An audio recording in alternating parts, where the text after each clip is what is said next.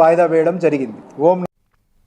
చిత్తూరు జిల్లా కాణిపాకం శ్రీ మణికంఠేశ్వర స్వామి ఆలయంలో శాకాంబరిదేవి ఉత్సవాలకు ఘనంగా ఏర్పాట్లు చేశారు. ఉత్సవాల్లో భాగంగా ఆలయాన్ని సుమారు 14 టన్నుల కూరగాయలతో అలంకరించనుండగా వాటిని పలమనేరు మార్కెట్కు చెందిన రవీంద్రారెడ్డి ఆయన మిత్ర బృందం విరాళంగా అందజేశారు. భక్తులు పెద్ద సంఖ్యలో పాల్గొని అమ్మవారి ఆశీస్సులు పొందారని ఈవో పెంచెల కిషోర్ కోరగా దాతలను ఆలయ చైర్మన్ మణినాయుడు అభినందించారు.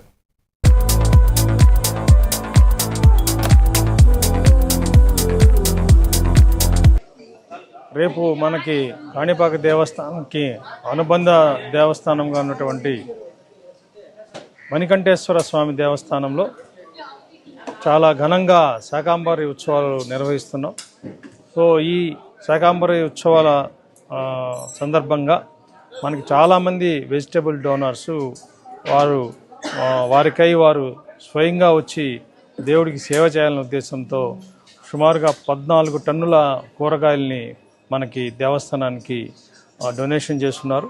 వీటిల్ని మనము చాలా జాగ్రత్తగా మంచిగా డెకరేషన్ చేసి స్వామివారికి అలంకరణ స్వామివారి మండపంలోనూ అదేవిధంగా ప్రాకార దేవాలయాలకు కూడా చాలా అందంగా అలంకరించడం జరుగుతుంది. గణేశాయ నమః.